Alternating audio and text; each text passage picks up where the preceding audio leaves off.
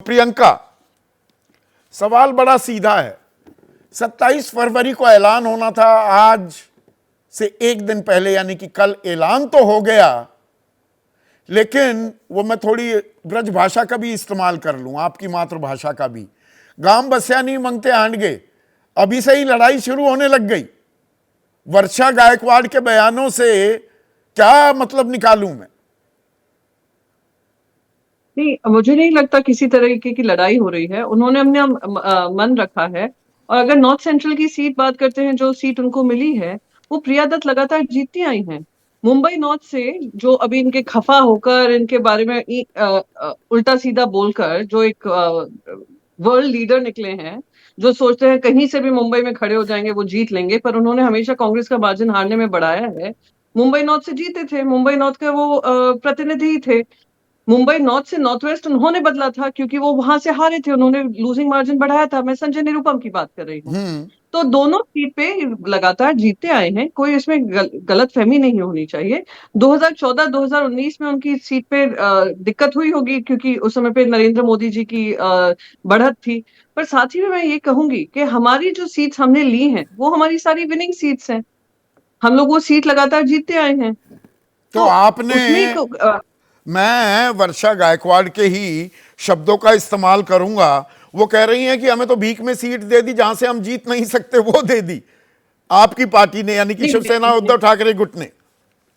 देखिए, मैं इसमें मैंने उनका ये बयान पढ़ा नहीं है कहीं पर। ये तीनों लोग, अगर आपने कल की प्रेस वार्ता देखी होगी, तीनों पार्टी के मुखिया साथ में बैठे थे। शरद पवार जी थे, उद्धव साहब थे, नाना पटोले जी थे, बाला साहेब थोराट जी थे। सबने मिलकर ये बयान दिया है, सब लोग ने मिलकर ये जो सीट शेयरिंग है वो अनाउंस किया है। तो उसमें किसी को किसी तरीके का हमारे बीच में तो कोई ये मनमुटाव तो नहीं है, मैंने ना कहा भी विवाद है। अपने शुरुआती संबोधन में कि टॉप लीडरशिप में तो एक सहमति बन गई, स्थानीय लेवल पर होती हैं ये दिक्कतें, पर ये दिक्कतें, देखिए, देखिए मैं खेल। आपको हाँ, संदीप जी, हाँ, अगर आप मुझे 30 सेकंड दे देंगे मैं भी प्लीज बोल लूं। प्लीज। जैसे हमारे हाथ से राम टेक गया, तो हमारे लोगों ने भी वहां पर कहा, उन्होंने कहा कि देखिए, हम हमारी लगातार विनिंग सीट रही है, पर हमने अलायंस का धर्म निभाते हुए हमने वहां पे दे दी है। फिर कोल्हापुर वाला हुआ, हमने वो भी अलायंस का धर्म निभाते हुए की है। तो हर स्थानीय लीडरशिप को कुछ ना कुछ लगता है। जो भी वो मन की व्यथा दिखा सुना रही है, उसका मतलब ये नहीं है महाविकास अघाड़ी में किसी तरह की फूट है।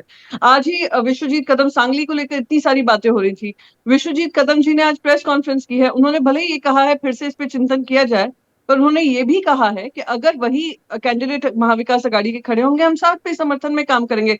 पर आप ये सब छोड़िए, आप मुझे ये बताइए, एनडीए के गठबंधन में कौन कितनी सीट जीत रहा है और कौन कितनी सीट पे लड़ रहा है? हकीकत तो ये है कि वो लोग भी नहीं जानते हैं कि इनके अलायंस कौन है। एक दिन राज ठाकरे के साथ होते हैं, एक दिन राज ठाकरे को अलग कर दिया जाता है, क्योंकि जानते हैं उत्तर भारतीय वोट पे इनको फर्क पड़ने वाला है। वो जानते हैं कि राज ठाकरे वो पार्टी के लीडर है जिन्होंने उत्तर भारतीयों के खिलाफ काम किया है। वो जानते हैं कि फर्स्ट फेज और सेकंड फेज में उत्तर भारत में उनके लिए दिक्कत होगी अगर राज ठाकरे के साथ बैठते पर हैं। राज ठाकरे उनको ने तो पता ऐलान है कर कि यहाँ दिया पर वो एक समर्थन मिनट, एक करेंगे सेकेंड, एनडीए का, उनको उनको बीजेपी का। पता है।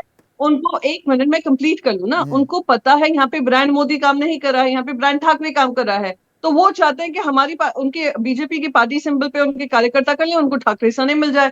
और वो भी पर्दाफाश हो चुका है। तो सही बात तो ये है कि कहीं का ईंट कहीं का रोड़ा, भानुमति ने कुंभा जोड़ा, ये उनका हाल हो रहा है। अनाउंस हो जाते हैं कैंडिडेट्स, फिर उनको चेंज कर दिया जाता है। ये हमारे यहाँ पे नहीं हुआ है। हर स्थानीय नेतागण को लगता है, पर देन आपसी तालमेल और अलायंस का धर्म निभाते हुए हम लोग सब काम करेंगे। और मैं पता है कि जो ठीक हमारा है, अलायंस है, ये फेयर हमारा पॉइंट अलायंस है। जीतेगा। तनातनी होती है निचले लेवल पर, जमीनी स्तर पर थोड़ी नाराजगी होती है। हर कोई राजनीति में आता है, उसको कोई पद चाहिए, सांसद बनना है, विधायक बनना है, लेकिन एक मैथमेटिक्स होता है, एक आपने गणित फैलाया है, और एक केमिस्ट्री होती है, रसायन शास्त्र।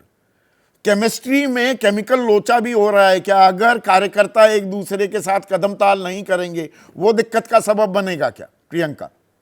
नहीं, बिल्कुल, अगेन मैं फिर से रिपीट करूंगी, जो कार्यकर्ता हैं वो बिल्कुल सीमलेसली काम कर रहे हैं।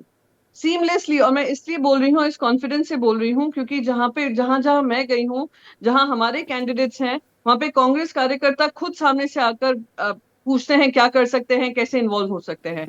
और सेम हम वहां पे पा रहे हैं, जहां जहां कांग्रेस की सीट्स गई हैं, वहां पर शिवसेना का पूरा जो कार्यकर्ता वर्ग है वो सब पे लगा हुआ है। हम तो ये भी कह रहे हैं कि हम युति की कैंपेन्स करेंगे साथ में। तो हमारे स्टार कैंपेनर्स हो, कांग्रेस पार्टी के स्टार कैंपेनर्स हो, एनसीपी के स्टार कैंपेनर्स हो, और बहुत सारे इवेंट्स हुए हैं, पुणे एरिया में हुए हैं, जहां से सुप्रिया सुले जी साथ खड़ी हो कब रही है, दिखेंगे वहां पे सब भी हुए लोग? हैं। बिल्कुल बिल्कुल साथ में ही दिखेंगे। जो 17 साथ मार्च में को तो नहीं है दिखे वो थे। कहीं अब कहीं देखिए कहीं आज करोड़ा रामटेक ढूंढ में रहे ही हैं। प्रधानमंत्री मोदी वहां रैली कर रहे हैं। आपके तीनों पार्टियों के प्रमुख चेहरे, और प्रमुख चेहरे का मतलब यह है कि राहुल गांधी, उद्धव ठाकरे, शरद पवार एक मंच पर कब दिखेंगे? आपको उस दिन, आपको जो इंडिया रैली हुई थी, मुंबई में भी हुई थी शिवाजी पार्क पे, क्या तीनों साथ में नहीं बैठे थे? हाँ, तीनों वो तो साथ में बैठे थे, चलिए एक साथ बात कर रहे थे, भारत पार्टी। जोड़ो एक यात्रा का सेकेंड, एक अंजाम सेकेंड, हो रहा था। अब की एक बात कर रहा हूं सेकेंड, मैं। जो भी। अब पर मैं 1 मिनट मैं कंप्लीट कर लूं ना आप, हाँ, क्योंकि आपने कहा बैठेंगे कि नहीं बैठेंगे, पहले तो आपका सवाल ये था। दूसरा सवाल, अभी इंडिया की रैली हुई थी कि नहीं हुई थी? आम आदमी दिल्ली में हुई थी जब केजरीवाल जी को अरेस्ट किया था। तीनों साथ में थे या नहीं थे? अब जैसे ही पूरा कैंपेन बनेगा, अभी सीट अलायंसेस हुए हैं, जैसे ही कैंपेन बनेगा दनादन हम भी रैलीज करेंगे। पर एक और चीज बताऊं, नरेंद्र मोदी के हिसाब से अगर इनको सीट जीतने की ये लोग कोशिश कर रहे हैं, तो मैं आपको कह दूं, यहाँ पर ब्रांड मोदी महाराष्ट्र में तो बिल्कुल नहीं चलेगा। क्योंकि ब्रांड मोदी से जनता को याद आता है, महाराष्ट्र की जनता को, कैसे गद्दारी की गई, कौन इसके रचनाकार हैं। वो ब्रांड मोदी से उनको ये याद आता है कैसे संविधान जो बाबा साहेब अंबेडकर जी का बनाया हो, उसको तोड़ मरोड़ कर सरकार बनाई गई। ब्रांड मोदी से उनको ये याद आता है कैसे पैसों के धनबल से इतना भ्रष्टाचार महाराष्ट्र में हो रहा है। उनको ब्रांड मोदी से यह याद आता है कि दो राज्य की पार्टी, जो मराठास और महाराष्ट्रियंस का हकों की लड़ाई लड़ते थे राष्ट्रीय स्तर पे, उनको तोड़ने का काम किया गया है। यहाँ पर सिर्फ और सिर्फ ब्रांड ठाकरे चलेगा। और ब्रांड ठाकरे और कांग्रेस पार्टी और एनसीपी मिलकर जब रैलीज करेंगी, हम विजयी होंगे, यह हमें पूरा यकीन। ब्रांड ठाकरे का आपने कई बार जिक्र किया। दरअसल क्या प्रियंका, ये लड़ाई 2024 के लोकसभा चुनाव की भी नहीं या विधानसभा चुनाव की नहीं, बड़ी लड़ाई असली और नकली की है। विरासत किसकी? बाल ठाकरे की विरासत। उद्धव ठाकरे उत्तराधिकारी हैं या एकनाथ शिंदे? शरद पवार ही असली एनसीपी हैं या अजित पवार? लड़ाई इस बात की है ना, किसी ना नहीं किसी नहीं, की एक गाड़ी बात बता डीरेल दूं, होगी इन चुनावों के बाद। सबसे पहले तो ये कोई सवालिया निशान ही नहीं है। बाला साहेब ठाकरे जी, वंदनीय हिंदू हृदय सम्राट बाला साहेब ठाकरे जी ने जब अपनी आखिरी दशहरा रैली पे बातचीत की थी, तो उन्होंने कहा था कि जो युवा वर्ग है उसको आदित्य ठाकरे जी आगे लेकर बढ़ेंगे, और जो शिवसेना का मुख्य अंग है उसको आगे लेकर उद्धव साहब बढ़ेंगे। और उन्होंने कार्यकर्ताओं से कहा था, अब मेरी इन दोनों की जिम्मेदारी मैं आप पर सौंप कर जा रहा हूं। महाराष्ट्र की जनता को संबोधित करते हुए कहा था, इन दोनों की तो जिम्मेदारी, जनता मेरी किसे पार्टी की मानती है? जिम्मेदारी आप। इसी पर तो एक मिनट, एक चुनाव मिनट, यही तो तय एक करेंगे। मिनट, संदीप जी, हाँ, संदीप जी, मैं कंप्लीट कर लूं प्लीज। तो वो उत्तराधिकारी कौन बनेगा वो पता है। अब अगर हम पार्टी काडर देखें और पार्टी का सेंटिमेंट देखें, और हमारे जो ग्राउंड वर्कर्स हैं उनका सेंटिमेंट देखें, और हम महाराष्ट्र का सेंटिमेंट देखें, तो उसमें कोई दो राय नहीं है। नरेंद्र मोदी जी दिल्ली में बैठकर उनको लगता है हमने दो पार्टी के दो भाग कर दिए, तो मैं डिसाइड करूंगा असली कौन नकली कौन। ये उनका अहंकार बोल रहा है। जहां पे उनको लगता है क्योंकि उनको सत्ता मिली हुई है, वो किसी को भी तोड़ मरोड़ कर काम कर सकते हैं और जनता उनको की वाह करेगी। तो ये सत्ता का अहंकार महाराष्ट्र से ही खत्म होगा। तो हमें तो महाराष्ट्र ये से ही लेगेसी की सत्ता का फाइट ही नहीं अहंकार है। खत्म होगा, आप ये ताल ठोक रही हैं।